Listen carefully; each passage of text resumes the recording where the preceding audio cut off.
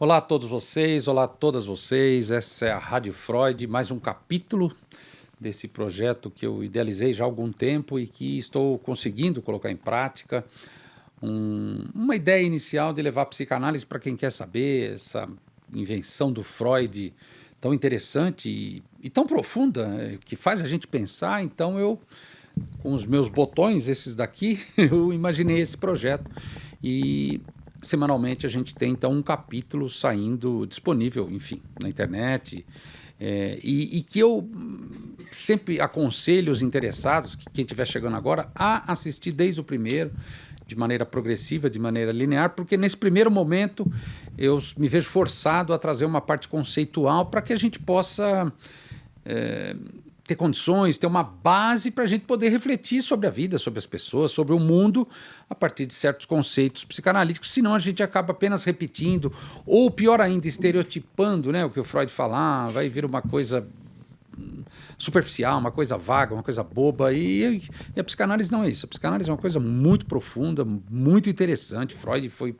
de fato, genial inventando essa maneira de pensar o humano. Pois bem, nos capítulos anteriores eu fui progressivamente mostrando como Freud inventou a psicanálise, o neurologista que foi estudar doença dos nervos em Paris com Charcot, e ele percebe a hipnose, depois ele discorda, ele tenta inventar um método dele, um método, aliás, com o qual ele poderia se sentir melhor do que a sugestão, do que a hipnose, do que a catarse.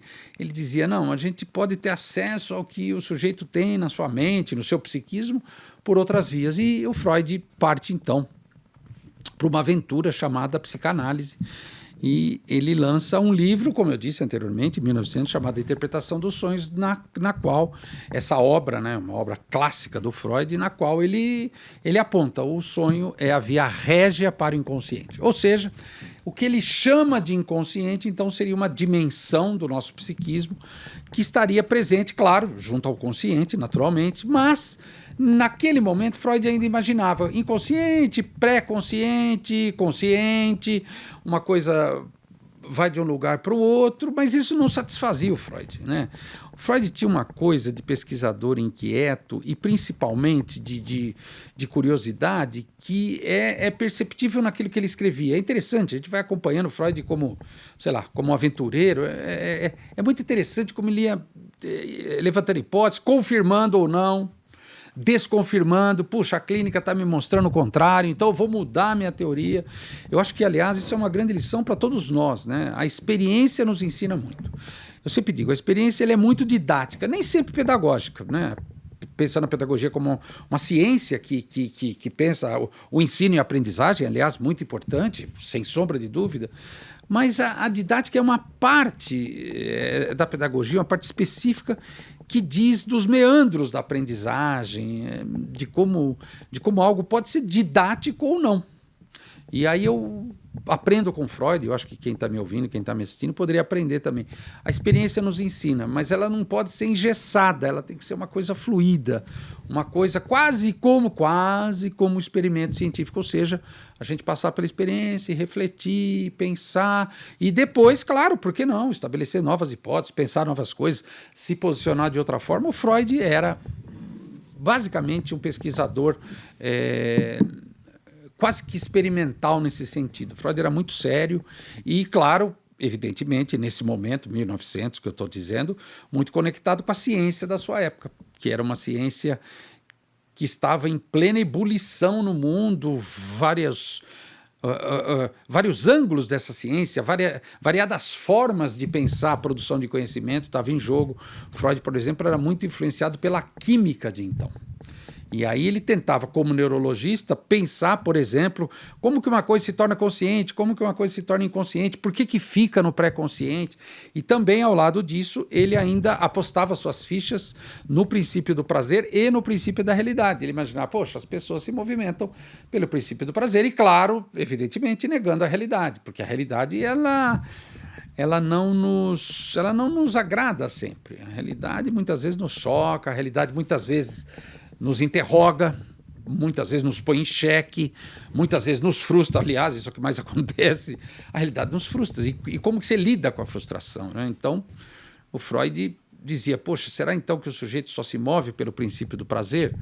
E aí, escutando as pessoas, inventando seu método, ele imaginava, ainda, ele acreditava ainda que haveria um episódio traumático lá atrás, afinal todo mundo falava da infância, falava dos pais, ele pensava, mas puxa vida, mas que episódio é esse? E tentava fazer a pessoa se lembrar disso, e ele vai se dando conta, ano após ano, que não se trata de memória. Aliás, a pessoa se lembrava de coisas que Freud desconfiava que teriam ocorrido ou não. Então, olha que interessante, né? Ele passa a incluir uma outra dimensão, que depois a gente vai falar muito, que é a dimensão da fantasia. Mas será que aconteceu isso ou foi fantasia dessa pessoa? Para ela é verdade. Pois bem, faço uma pergunta a quem me ouve e quem me assiste. Tudo aquilo que você se lembra, você tem certeza absoluta que ocorreu?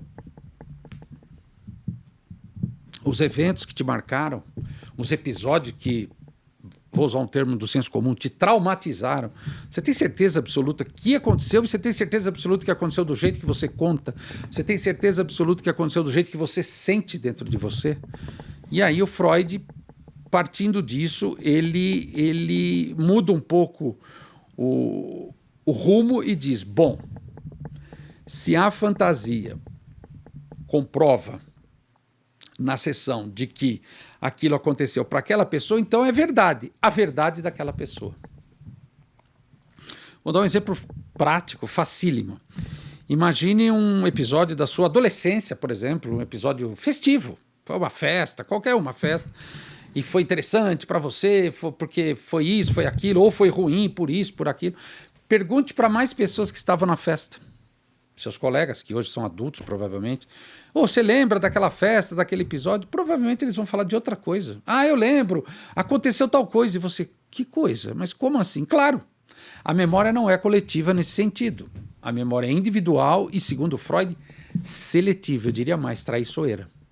Mesmo episódios clássicos, que não é da ordem da fantasia, por exemplo, a queda das Torres Gêmeas em 11 de setembro, por exemplo, não tem como negar que aquilo aconteceu. Cada um vai ter uma versão, cada um vai ter uma visão, cada um vai ter uma explicação. Existem vários vídeos por vários ângulos, talvez fique gravado por uma pessoa um determinado avião num determinado ângulo. E ela acha que aquilo é o episódio, quando na verdade foi um episódio múltiplo. Então o Freud parte de uma frase que eu já falei no capítulo anterior e vou repetir, atendendo principalmente aos casos de histeria. Ele diz, as histéricas mentem, as histéricas, ou em outro momento ele fala, sofrem de reminiscências. Ou seja, o Freud começa a construir uma hipótese de que o passado, ok, não passou, afeta o presente, ok. Faz sentido. Hoje, nos dias de hoje, ninguém discordaria. Poxa vida, um episódio quando eu era criança me marca até hoje, ou me traz tristeza até hoje, ou me traz felicidade até hoje. Isso é um fato. Isso é um fato. As coisas não são apagadas. Mas o Freud vai percebendo que as pessoas vêm trazendo conteúdos que se repetem, conteúdos que são, vamos dizer assim, que são um tanto genéricos, generalizantes também. E o Freud, muito sábio, muito culto, né? O Freud era um médico de uma época que a medicina era totalmente diferente. O médico estudava poesia, por exemplo. O Freud vai atrás dos mitos. Porque ele fala, puxa, tem algo de humano aí que talvez eu não consiga explicação na medicina. Eu consiga na mitologia. Outra grande lição que o Freud, eu acho que ele pode passar para todos nós, claro que é o espírito de uma época, é que na nossa prática profissional, nem sempre aquilo que está contido no nosso campo de trabalho, nosso campo teórico, ele pode explicar todos os fenômenos da nossa prática. Por que a gente não pode beber em outras fontes, voltar revigorado e talvez repensar a própria prática? Foi o que o Freud fez. Imagina um médico estudar mitologia, porque a mitologia, se a gente for pensar, né, isso facilmente encontrável na internet, é um período, né, a mitologia grega, por exemplo, é um período da história humana na qual as pessoas inventavam, teorizavam, criavam verdadeiras fábulas, verdadeiras parábolas, verdadeiras metáforas que servem até o dia de hoje porque diz do humano. Então Freud sempre bebeu muito nessa fonte e eu vou destacar duas em particular, que seria o mito, né, de Édipo, o complexo de Édipo, como Freud chamaria, e depois o narcisismo. Eu vou falar primeiro do complexo de Édipo, porque eu acho que tem ligação com esse momento que o Freud está desconfiado de que essa hipótese de consciente, pré-consciente e inconsciente já não funciona mais tão bem. Tampouco o princípio do prazer e o princípio da realidade. Freud fala, puxa, tem alguma coisa aí que eu não estou entendendo. Muito bem. Ele vai atrás do mito de Édipo. Esse mito pode ser encontrado em qualquer bom livro sobre mitologia, ou mesmo na internet, é facílimo. Diz de um personagem que ele está envolvido com algo que ele não sabe da própria origem e por uma contingência do destino ele acaba se deitando com a própria mãe, sem saber que era a própria mãe, tem um filho com ela, depois se culpa, vai se exilar nas montanhas, é punido furando os pés, por isso que é Édipo, né? Oudipus, né? Pés inchados, pés furados, e ele cega os próprios olhos, enfim, vale a pena ler com mais tempo, quem tiver interesse, o mito completo. Mas não é isso que nos interessa. O que nos interessa é o que o Freud fez com esse mito, que aí ele chama de complexo de Édipo. E por que complexo? Isso é uma coisa importante. Por que complexo? Na verdade, o Freud diz que esse termo complexo vem do Jung, que eram amigos, Freud e Jung na época, né? Depois eles se separam. Mas o Jung tem uma hipótese interessante de que complexo, como o próprio nome já diz, complexo, são várias coisas interligadas dinamicamente.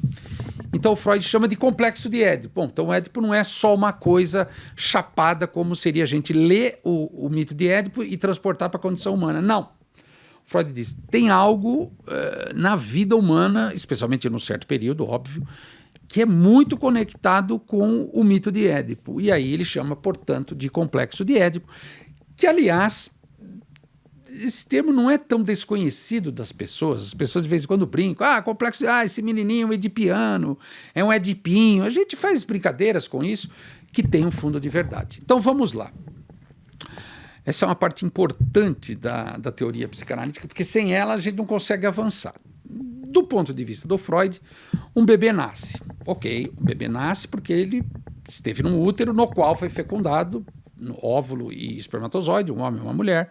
Eles se juntam, tem um intercurso sexual, o óvulo se junta com o espermatozoide, depois temos a vida humana. Esse bebezinho nasce, esse protótipo de ser humano, e ele, de alguma maneira, claro, vai ser amamentado, vai ser cuidado. Na nossa cultura ocidental, contemporânea, via de regra é a mãe que faz esse papel, o pai já tem um outro papel, mas enfim, são 3 personagens no mínimo, às vezes pode ter irmãos, às vezes pode ter uma avó, um avô também dentro de casa, mas grosso modo esse triângulo, vamos chamar de triângulo, um pai, uma mãe e um filho, no qual esse filho vai ser cuidado, vai se desenvolver, depois ele vai ter acesso às coisas da cultura, vai para a escola, etc, enfim. Mas nesse comecinho ele está ali muito ligado à mãe, ele mama na mãe, de alguma maneira ele é acalentado pelo pai, brinca com o pai. E o Freud considera que esse período inicial seria o solo fértil para pensar esse complexo de Édipo que ele, Freud, começa a dar valor. Por quê? Ele começa a articular o complexo de Édipo com outros conceitos e, claro, deslizando, e ele vai se afastando do que ele pensava até então. Então vamos lá.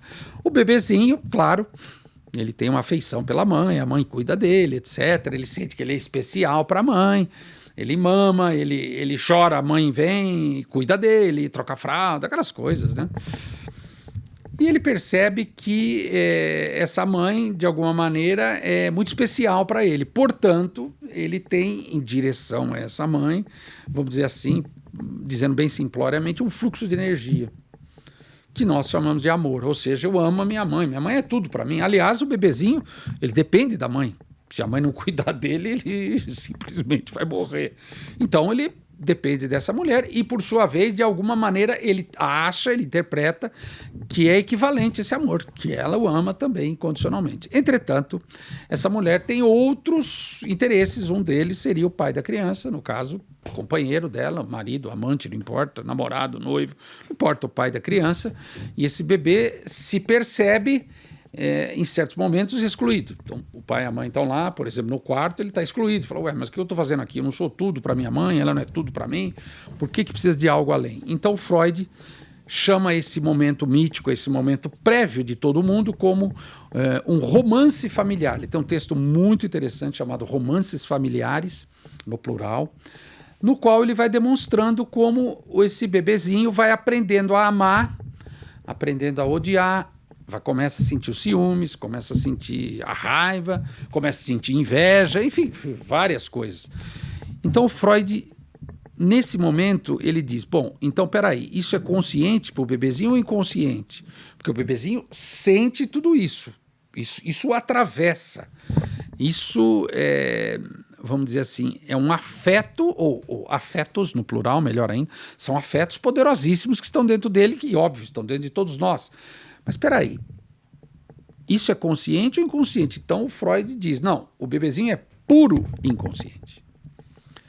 E na relação com o social seria a mãe e o pai, inicialmente, depois vem avô, vó, primos, irmãos, não importa, cachorrinho, o social vai afetá-lo também, vai interpelá-lo, claro, ele vai começar a estabelecer relações, ele vai notar que ele não é tudo, que ele não é o centro do mundo. Puxa vida, caramba, então tem um monte de coisa, tem ruídos, tem cheiros, tem um monte de coisa, um monte de estímulos que vão meio que formando o bebezinho começa a ter outros interesses também, a visão, o tato, ele quer andar, ele quer pôr tudo na boca, enfim, o que eu estou falando não é nenhuma novidade, quem tem filhos facilmente comprovaria o que eu estou falando.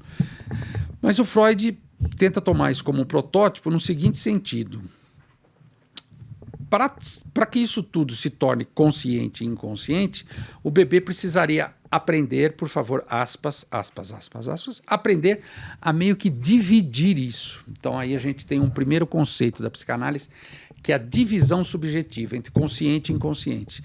Nesse momento, o termo pré-consciente, que eu já citei anteriormente, já não faz mais tanto sentido. Então Freud diz, uma coisa fica na consciência, a maior parte fica no inconsciente. Por exemplo, esse bebezinho começa a ver o papai com a mamãe, sei lá, se engraçando, sei lá, tendo prazer entre os dois, e ele se sente fora, ele sente ciúmes. Esse ciúme é acompanhado de uma sensação muito precisa de ódio quanto ao rival. O rival, no caso, o pai. Então, o pai é um rival que tira a mãe dele. Ele se sente ciumento e sente raiva, sente ódio. Esse ódio ele não pode demonstrar claramente, porque o social vai dizer, não pode, é feio, papai te ama, bebê, bonito, tal. Ele começa a aprender que certas coisas ele pode mostrar no jogo social, certas coisas não. Vou fazer uma pergunta para o futuro desse bebê. Ele sentiu ciúmes de ver a mãe dele tendo prazer com o pai tendo o prazer com a mãe, e ele de fora chupando o dedo. Isso acaba quando ele cresce?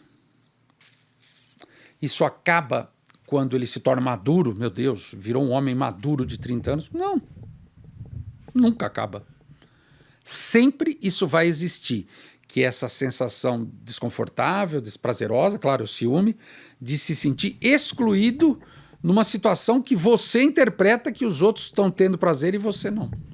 Isso é absolutamente humano. Quem trabalha em empresas, por exemplo, empresas até grandes, com bastante gente, sabe do que eu estou falando. É impressionante. É impressionante, isso é absolutamente humano. A gente só está falando dos ciúmes. Isso é absolutamente humano. Então, o que o Freud descobre? Então, isso que a gente sente, a nossa verdade, que você quer matar o rival, fica no inconsciente. E no consciente a gente se apresenta como, não, tudo bem, eu compreendo, eu sou maduro, não, eu espero, sem problemas. No consultório, eu já contei isso em outros capítulos e vou recontar. Toda criança, quando eu atendi criança, em idade cronológica, claro, elas perguntavam se vinham outras crianças no consultório. Elas diziam assim, eu vou deixar essa caixa de brinquedo organizada desse jeito, vou deixar um carrinho que eu fiz aqui em cima e vou fechar. Quando chegava numa outra sessão, a criança entrava lá e abria a caixinha para ver se o brinquedo estava lá. Então, resultado, será que vem outra criança? Será que você tem mais prazer com outra criança do que comigo? Quem é especial para você, analista? Eu ou outro paciente? A gente poderia imaginar que os adultos não sentissem isso, mas eles sentem, eles só não demonstram. Não demonstram diretamente, mas demonstram via manifestação do inconsciente.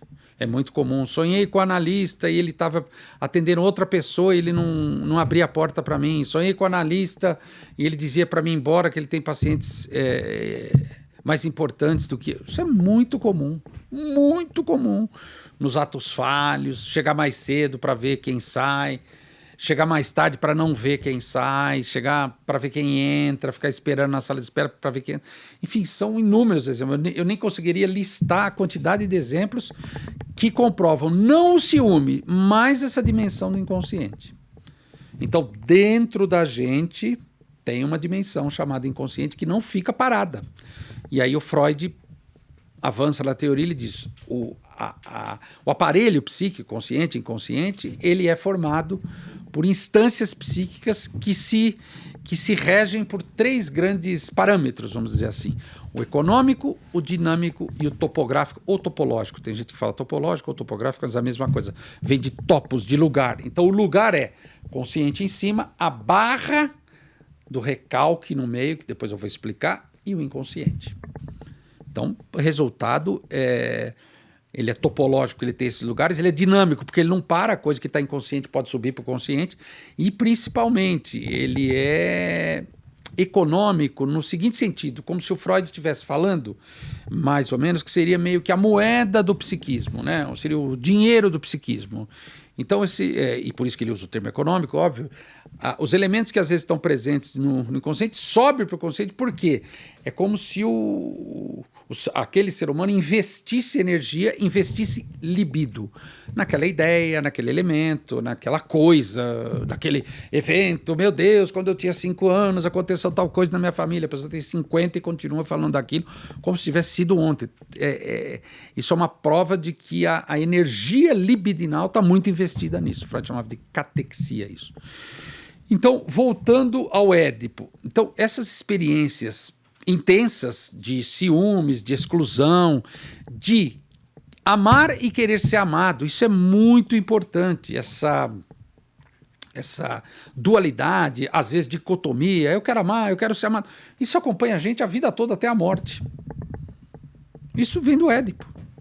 Mas, Leandro, eu não lembro do meu Édipo. Ninguém lembra. Por uma razão muito simples. O Freud começa a inventar uma nova coisa para entender por que aquela barra entre consciente e inconsciente está ali, por que ela funciona, para não permitir que os conteúdos inconscientes subam até a consciência. E quando eles sobem, Leandro? Nos sonhos.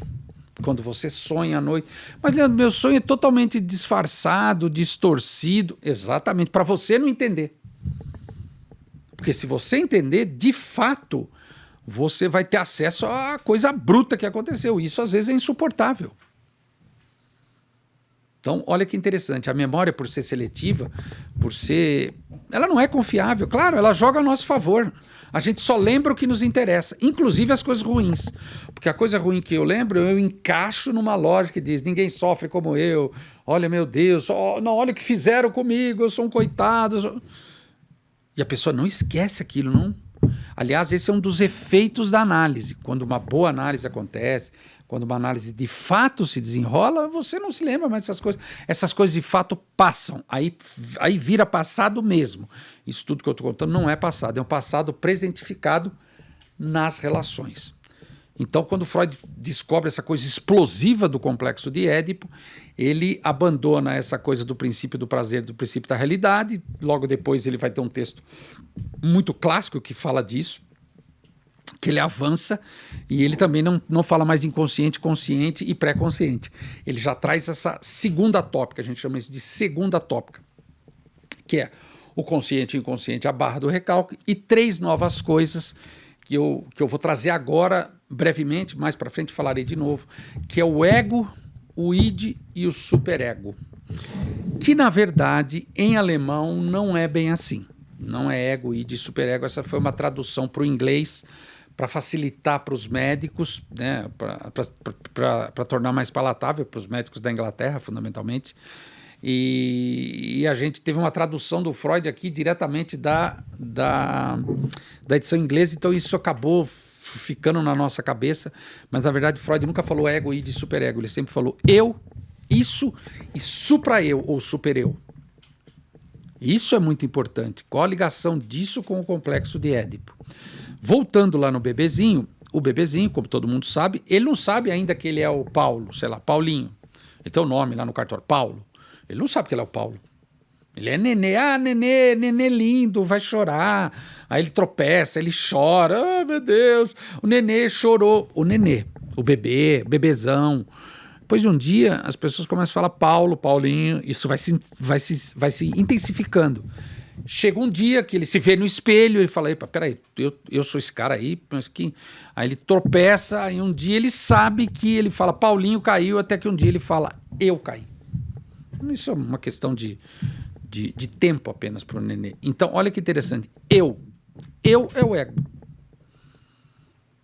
Então, o nosso ego, o nosso eu, é algo que se formou lá atrás, passando principalmente pelo complexo de Édipo. E aí Freud traz um outro conceito muito interessante, que é o conceito de identificação, que eu gostaria de me deter um pouquinho mais agora. De novo, voltando para o bebezinho. Bom, então o bebezinho vê o papai, a mamãe, meu Deus do céu, eles estão lá felizes, e a mamãe, o que ela vê no papai? Devia ver tudo em mim, quem é esse chato aí que tira minha mãe de mim? E o bebezinho começa, o bebezinho é um pesquisador científico, ele começa a fazer um trabalho científico de pesquisa. Bom, então o que esse grandão tem que eu não tenho, que ela gosta tanto? Falei, ele deve ter alguma coisa que ela vê nele, eu acho que eu não tenho, né? Então ele fala assim, então eu vou ser igual a ele, para com isso ganhar o amor da minha mãe. Então esse fenômeno, o Freud chama de o fenômeno mais primitivo da constituição humana a partir das identificações com outras figuras, com outros personagens da nossa vida. Eu estou falando do pai e da mãe aqui, mas pode ser outros também. É muito comum se identificar o avô, a avó. Minha avó tossia, eu tosso igual quando eu estou nervoso, sei lá, qualquer coisa do tipo. Meu pai era um homem forte, eu também sou um homem forte. Minha mãe era uma pessoa que, sei lá, mandava em casa, eu casei com meu marido, eu mando em casa. Então, resumindo, está meio no senso comum de que esse Édipo, né, que o Freud faz uma interpretação do mito, uma interpretação que eu julgo muito interessante, na verdade ele apenas explica o que intuitivamente a gente sabe. Ah, filho de peixe, peixinho é. Ele é muito parecido com o pai. Não, ele é identificado ao pai. Isso é interessante, porque esse momento mítico aí, talvez, sei lá, que dura alguns anos nesse nenezinho, vai moldar a vida dele daí para frente. E ele vai repetir isso porque ele quer restituir essa atmosfera. Então, resumindo, esses dois personagens, né, o pai, a mãe e ele meio que espera reencontrar o pai e a mãe na vida posterior, na vida adulta, por exemplo. Tanto que é comum as pessoas falar, nossa, a mulher desse cara é igual a mãe dele, meu Deus. Achou uma mulher igual a mãe. Ou essa moça, meu Deus, esse rapaz que ela encontrou, incrível, é o pai dela escrito. E no casamento, os jovens casados sabem, de vez em quando as pessoas soltam. Minha mãe não fazia isso, meu pai faria diferente. Mas o que tem a ver teu pai e tua mãe? Nós estamos casados. Quer dizer, eu quero restituir esse período no presente e dar um papel para a pessoa representar. Será que a pessoa aceita? Será que a pessoa quer? E outro detalhe pior ainda, pode ser que a pessoa faça exatamente o mesmo. Ela também te dê um papel. Então, resultado, o encontro amoroso entre duas pessoas ele é muito complicado. Porque, na verdade, são duas fantasias em jogo.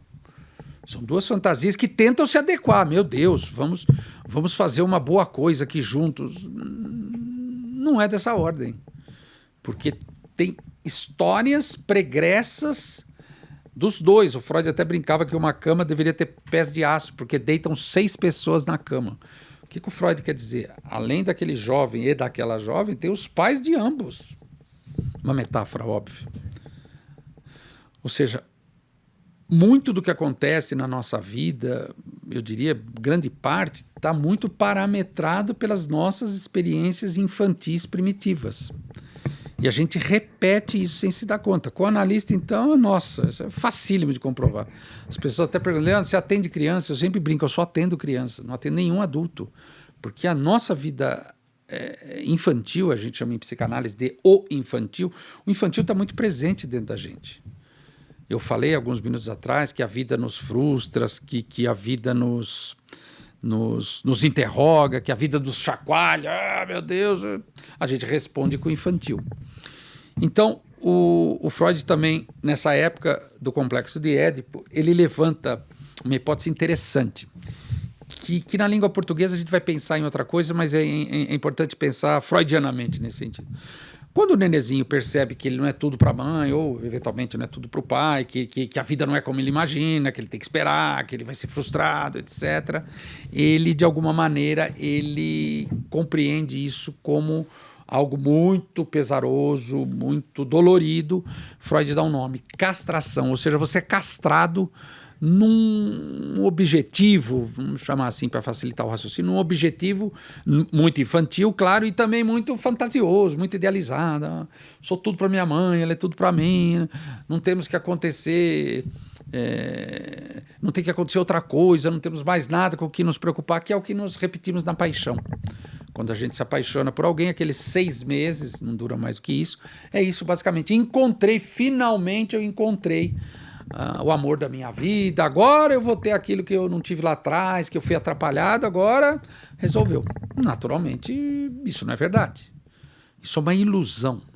E aí, de novo, volta, eu sou castrado pela vida, metaforicamente falando, isso na verdade me constitui, porque eu respondo com a minha fantasia. Então eu vou inventar uma fantasia. Minha mãe não gostava de mim. Minha mãe gostava demais de mim. Eu sou tudo para minha mãe. Eu não sou nada para minha mãe. Meu Deus, eu não sou nada nunca. A pessoa manifesta isso via inconsciente. As 5 manifestações do inconsciente têm a ver com essa fantasia. Exemplo, os sonhos, esse é o mais óbvio. A transferência, a pessoa repete na transferência, esse psicoanalista. Eu sou tudo para você, ou eu não sou nada para você. Você só quer meu dinheiro, você não me ajuda em nada. Ou eu amo a psicanálise, Leandro, meu Deus, você é o melhor psicanalista da história da humanidade. É da ordem da fantasia. Né? Isso está presente nos xistes, a pessoa não faz certos xistes de graça, a pessoa, os sintomas, né? Depois a gente vai falar um pouco da neurose, os sintomas neuróticos também respondem a isso, e os atos falhos, então, nem se diga. Né? Impressionante. Então, quer dizer, tem um inconsciente operando dentro da gente. Esse inconsciente, de alguma maneira, atravessa a nossa vida cotidiana. O analista é um profissional especializado, porque ele fez a análise, ele teve que se haver com o inconsciente dele. O analista vai incidir nesses, vamos chamar de fenômenos inconscientes. Vai apontar, mas por que será isso? Mas como assim? Mas interessante. Mas por que será que você falou tal coisa? Mas por que você não falou? Então o analista parece o sujeito fazendo perguntas ali num bate-papo. Nada disso. Nada disso. Ele está inteiramente tomado por um processo que chamamos de escuta do inconsciente. Então, um bom analista, claro, alguém que foi bem formado, teve uma boa análise, ele pode ajudar muito uma pessoa que o procura, porque a pessoa que vai procurá-lo, de alguma maneira, ela vai dizer algo conectado com essa dificuldade entre consciente e inconsciente. Então, o complexo de Édipo é um elemento importante, a gente vai voltar no complexo de Édipo, vamos falar muitas vezes, mas é crucial deixar isso claro. Esse é um dos pilares da psicanálise, né? Poxa vida, eu passei por uma experiência, como todos os humanos, essa experiência que me tornou humano, e de alguma maneira eu inventei uma fantasia muito infantil. Poxa vida, eu hoje com 40, 50, 60 anos, eu ainda estou sendo atravessado por esses restos, por esses desdobramentos desse episódio da vida que deveria ter passado, deveria ser passado. Às vezes o pai e a mãe morrem e a coisa continua.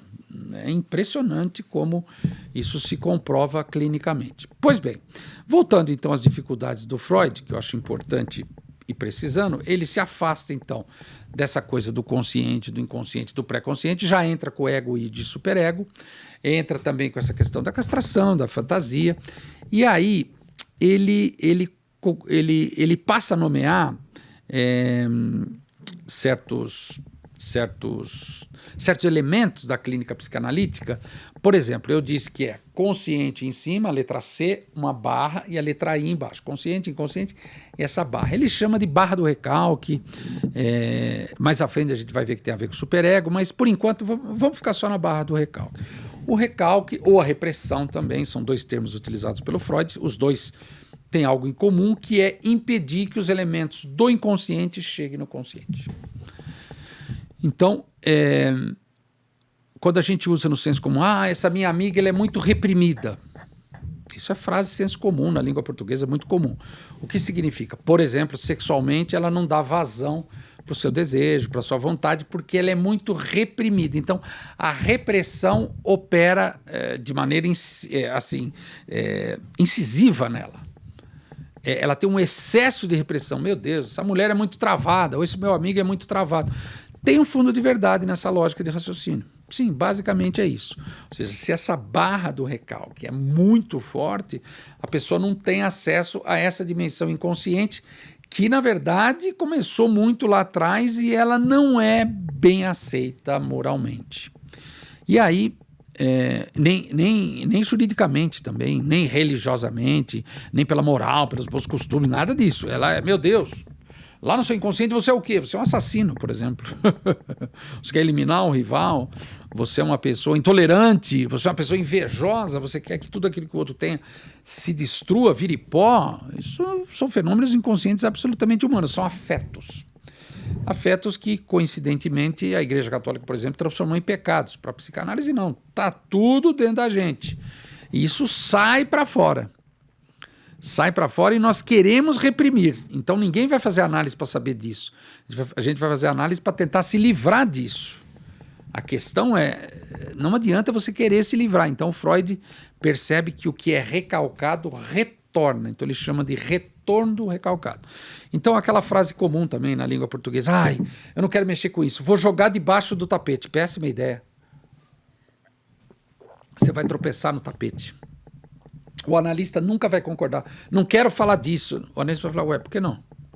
Já que você não quer, me parece que é muito importante. Não, eu quero esquecer isso. Depois do Freud, isso não funciona mais.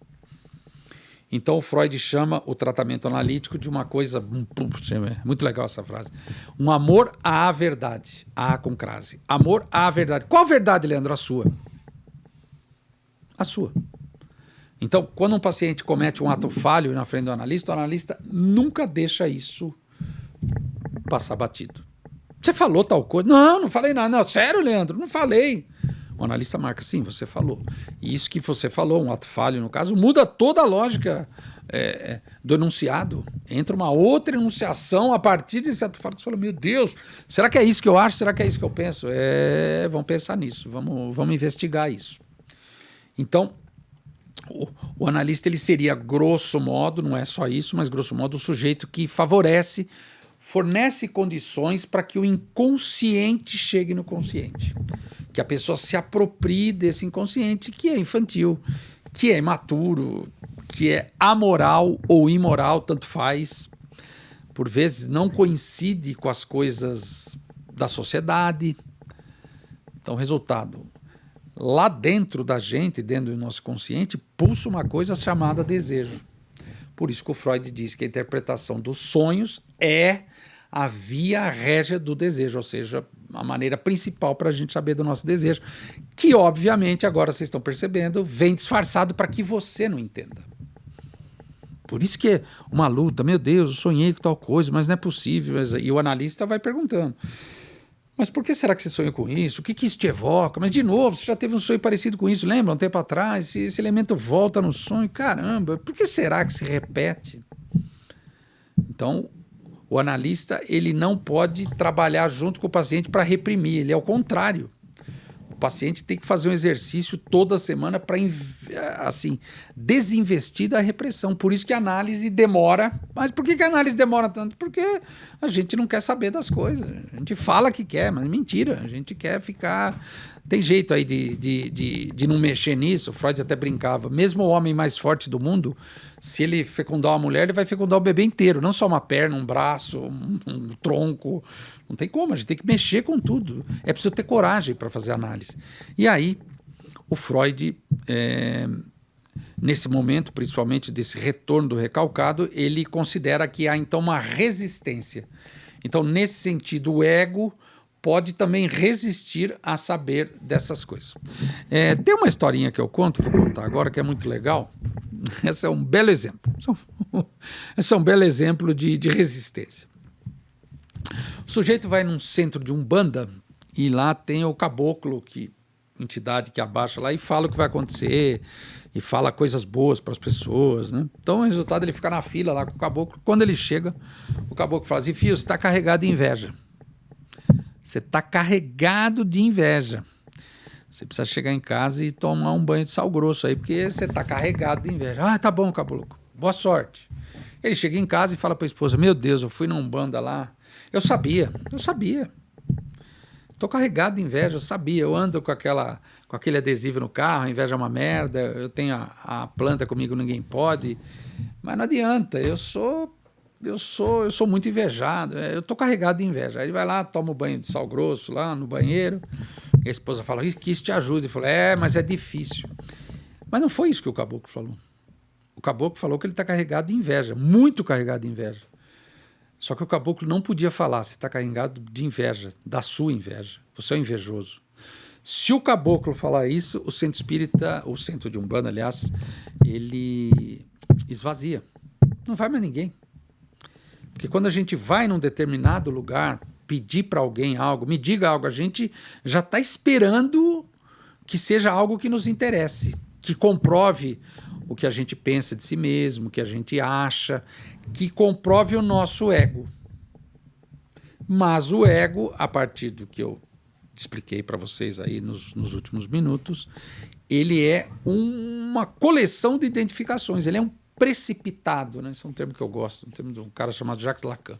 É um precipitado de identificações, ou seja, no fundo o Leandro foi um sujeito que ele não escolheu nem o próprio nome, minha mãe, meu pai devem ter escolhido, sei lá, e eu fui me identificando a meu pai, me identificando a minha mãe e a outros personagens. Eu estou aqui hoje gravando esse podcast, eu acho que eu estou no controle, que eu sei tudo sobre mim. Não, o ego é uma ilusão. Exemplo facílimo de comprovar o que eu acabei de falar. Nossa, exemplo mágico. Pergunte para qualquer pessoa selecionadora ou recrutadora de RH. Geralmente são psicólogos, né, administradores, pedagogos. Pergunta para eles. Você faz entrevista com um funcionário quando você recebe o currículo? Ah, sim, toda semana. E pergunta o que eles respondem quando o selecionador pergunta assim: me diz um defeito seu. A pessoa diz: eu sou muito franca, eu falo muita verdade, sou muito perfeccionista. Isso não é verdade, isso é do ego.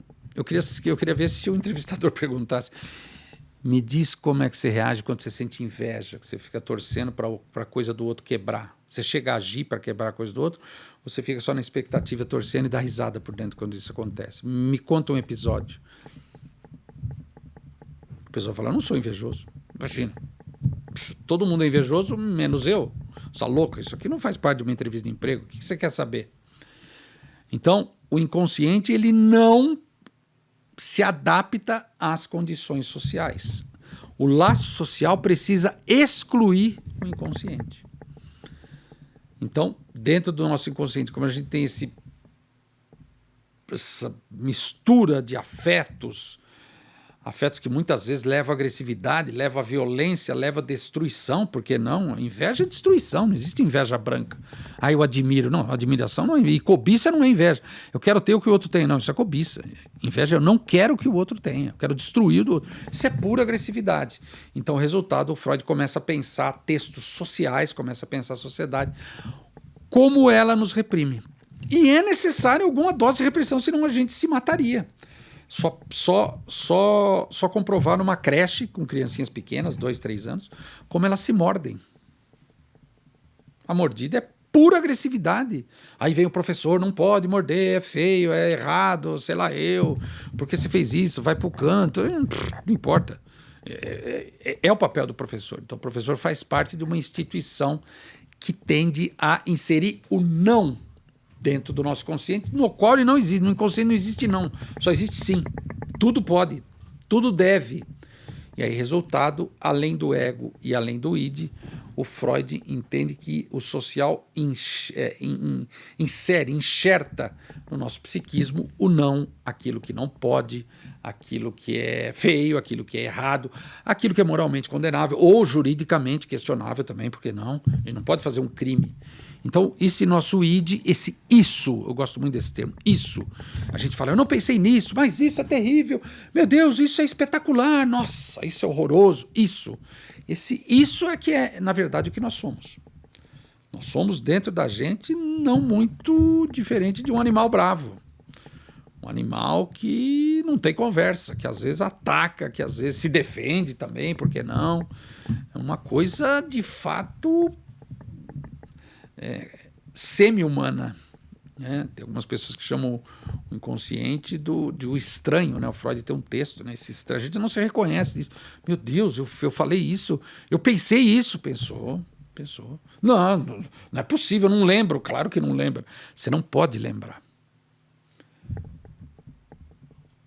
O social, de alguma maneira, espera que os representantes da sociedade, que os participantes, né, os membros da sociedade, reprimam o seu inconsciente. Essa é a verdade. Exemplo, você vai casar e vai ser fiel. Esse é o postulado da religião, sei lá, católica e talvez todas as outras. Ok. A fidelidade não é humana. Dentro da gente, nós não somos fiéis. Nós queremos ter todas as mulheres ou todos os homens do mundo, mesmo não dando conta, mas a gente quer, que é uma coisa infantil. Você não pode desejar o mal para alguém, né? Isso é o que a gente mais faz da nossa fantasia.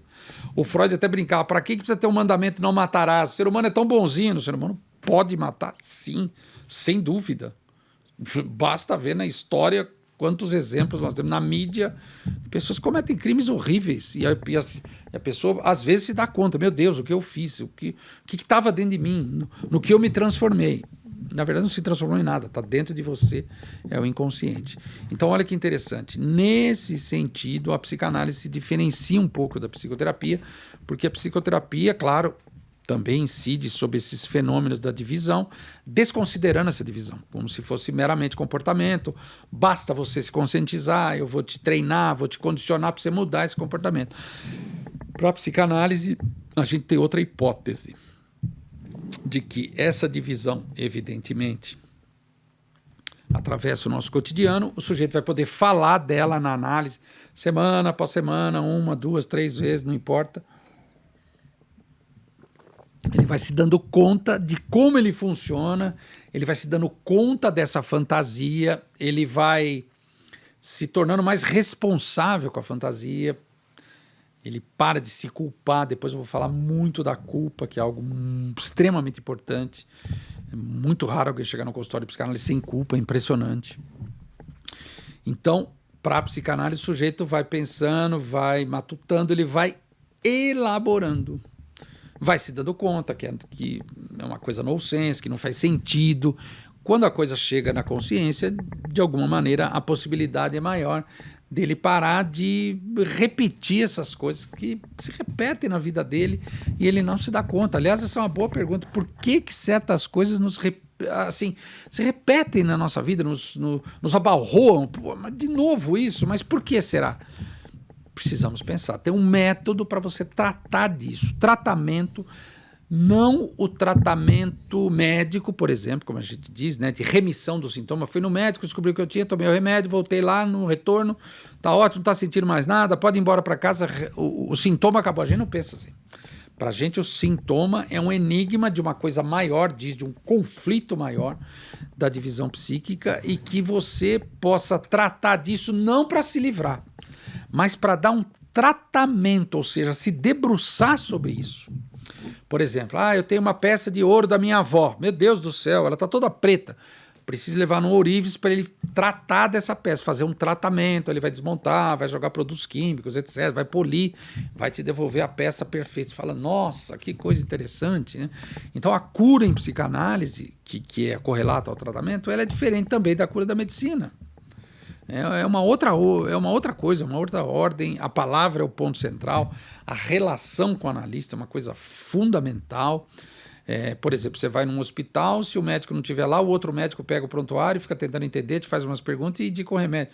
O seu analista vai ser seu analista para sempre. Você pode interromper, mudar de analista, claro, mas a questão é com aquela pessoa. Então, o resultado, a cura, tem a ver com o processo, né? Uma cura também diferente da medicina, tem muito a ver com a cura do queijo, né? O Lacan, que eu gosto muito, falava disso, né? Você pega o queijo, ele fica pingando lá, você amarra lá, põe, pendura lá aquele pano lá branquinho, o queijo fica pingando, você fala, meu Deus, não está acontecendo nada. Quando você abre, daí uma semana, 10 dias, meu Deus, né? As moléculas se transformaram, tem um queijo ali. Então, é uma cura nesse sentido, no sentido de transformação. Ou mesmo a tinta na parede sendo curada. Já passei 2 mãos de tinta, deixa curar, espera. Nossa, curou, a tinta está curada, mudou, transformou em alguma outra coisa. Então, fazer análise é passar por esse processo.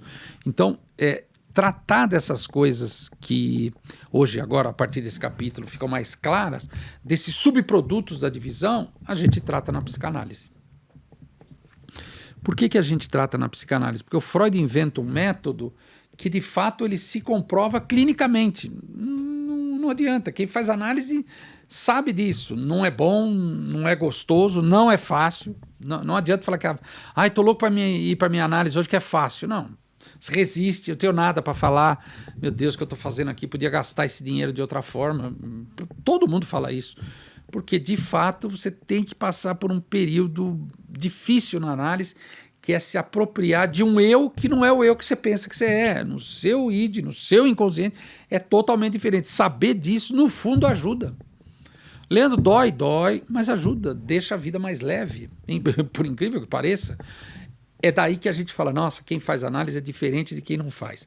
Quem faz análise não é melhor do que quem faz, não é isso. Quem faz análise é muito diferente do que a própria pessoa era antes da análise, e aquela pessoa que não fez análise, você aposta, se essa pessoa fizesse um tratamento psicanalítico sério, ela seria quase outra pessoa, e de fato é isso mesmo. De fato é isso mesmo. A gente muda muito a nossa essência, não, ok, mas a gente muda muito, a gente tira coisas, a gente não adiciona coisas, a gente tira pedra que está na mochila para a mochila ficar mais leve para a gente continuar caminhando. Não é que você vai fazer análise e vai parar de caminhar, não, mas você vai tirando coisas, você vai se dando coisas, assim, se dando conta de coisas que não faz mais sentido, você vai se dando, eu diria, eu brinco, né, com os pacientes, você começa a se dar presentes, poxa, eu mereço isso, mas por que não? Eu tenho direito a isso. Então é uma coisa bastante interessante, a transformação pela qual uma pessoa passa fazendo análise. O Freud, ele apela então para o complexo de Édipo, e depois eu vou falar do narcisismo também, para entender como base então essa divisão psíquica, né, a força desse período, e aí ele já vai alinhavando com outros conceitos. E eu gostaria então só de relembrar o que a gente viu hoje, que é a questão do libido, e também uma outra questão que o Freud começa assim, a tatear, chamada pulsão. Então a pulsão é aquilo que leva a nossa libido para alguma coisa que tecnicamente a gente chama em psicanálise de objeto, né? Então, qualquer coisa pode ser um objeto. Pode ser um objeto, esse microfone é um objeto, ou também uma ideia. A minha mãe, sim, um objeto para o Leandro. O meu casamento. E aí o Freud começa a se dar conta que esse objeto diz de outras coisas também. E, de novo, ele vai se importando com o social. Então, nesse momento ainda da obra, o Freud está muito centrado na clínica, meu Deus, o Édipo, as pessoas, a pulsão, mas ele começa a teorizar, ele vai publicar algum tempo depois, os chamados textos sociais, que necessitam desses conceitos para pensar a vida em grupo. Aqui no nosso país em particular, especialmente quando a gente teve a penúltima eleição, né, com o Bolsonaro, o presidente Jair Bolsonaro foi eleito e, enfim, começa a falar em público, começou a acontecer coisas, pessoas falando, essa polarização, esse ódio que todo mundo presenciou, era muito interessante. Os textos sociais do Freud foram muito usados, às vezes de maneira questionável, mas muito utilizados para pensar o que estava acontecendo no Brasil, ou o que está acontecendo no mundo, porque afinal, a gente não pode esquecer, o Freud acelera os textos sociais a partir das 2 guerras pelas quais ele participou. Ele participou da primeira e da segunda. Ele morreu em 39, ou seja, antes do final da segunda, que foi 45. Então, aquilo estava uma polvorosa, na Europa. Então, todas as ciências sociais da época produzindo muito, o Freud também dá o pitaco dele, mas olha que interessante, ele pensa o social também como um derivado dessas hipóteses clínicas. Complexo de Édipo, como eu falei hoje, depois vou falar do narcisismo, falamos das pulsões, falamos da libido e vamos falar muito de ego, id e superego. Como é que isso se atualiza na vida da pessoa, como é que isso se revela no tratamento psicanalítico, como é que isso, enfim, opera nas relações, né? Então, o Freud ajuda a pensar o humano socialmente, ou seja, o humano na relação com o outro, mas também o humano individualmente, singularmente. Tem hora que o ser humano, de fato, está no grupo, está na vida em grupo, no laço social, ok, isso é verdade.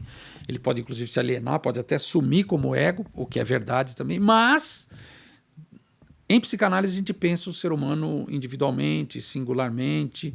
A gente não tem pressa para entender o humano. Tem o social, que é muito importante. A gente tem que constantemente estar investigando. O social também é muito dinâmico, muito plástico. Mas o ser humano é um a um. A gente não trabalha como linha de produção.